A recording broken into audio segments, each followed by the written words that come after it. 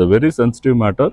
So that ஒரு விஷயம் கூட நம்ம அடிஷ்னலாக நம்மளாக வந்து ஆம்பிகுட்டி ஆர் அசம்ஷனில் பேசுனதாக இருக்கக்கூடாது. It has to come to my subscribers and viewers in a very precise and clarity manner what the Supreme Court has directed in this case.